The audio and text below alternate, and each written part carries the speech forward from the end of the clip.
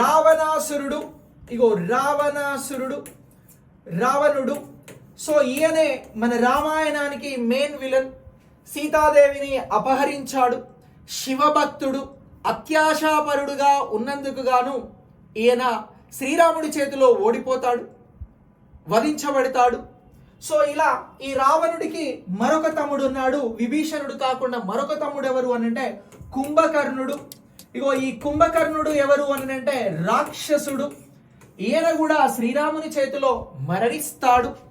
So ఇలా ఈ characters అన్ని కూడా మనం ముఖ్యమైనటువంటి క్యారెక్టర్స్ గా రామాయణంలో మాట్లాడతాం. ఇంకా చాలా క్యారెక్టర్స్ వస్తాయి, కానీ ప్రధానమైనటువంటి మెయిన్ క్యారెక్టర్స్ ఏంటి అన్నప్పుడు ఈ క్యారెక్టర్స్ అన్నింటినీ కూడా గుర్తుంచుకోవాలి. శ్రీరాముడికి సీత భార్య, లక్ష్మణుడు తమ్ముడు, భరతుడు అనే మరొక తమ్ముడు, సవతి తల్లి కొడుకు ఈయన. సో ఈయన శ్రీరాముడి పాదుకలను సింహాసనంపై పెట్టి రాజ్యాన్ని పరిపాలన చేస్తాడు శ్రీరాముడు వనవాసానికి వెళ్ళినప్పుడు. శ్రీరాముడికి మరొక తమ్ముడు ఉంటాడు, అతనే శత్రుఘ్నుడు.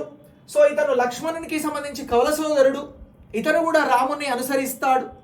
ఇక రాముడి తండ్రి దశరథ మహారాజు. ఈయన మరొక భార్యను కలిగి ఉంటాడు, ఆమె కైకేయి. ఈమె వరం మీదనే శ్రీరాముడు వనవాసానికి వెళ్తాడు, ఈయన పంపిస్తాడు.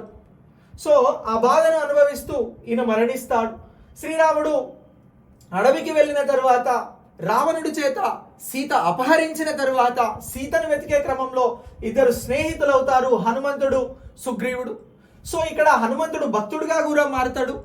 సో సుగ్రీవుడు ఆ శ్రీరాముడికి వాలి దగ్గర నుంచి తన రాజ్యాన్ని అప్పగించి ఇస్తే ఇక్కడ శ్రీరామునికి సీతను వెతికే క్రమంలో హెల్ప్ చేస్తాను అని అంటాడు. అలాగే రావణుడికి ఇద్దరు తమ్ముళ్ళు ఉన్నారు, విభీషణుడు. ఈయన ధర్మాన్ని అనుసరించి రాముని సైడ్ వస్తాడు. కుంభకర్ణుడు రాక్షసుడిగా ఉండి రావణుడు, కుంభకర్ణుడు శ్రీరాముని చేతిలో మరణిస్తారు. ఇవి మెయిన్ క్యారెక్టర్స్ అని చెప్పేసి గుర్తు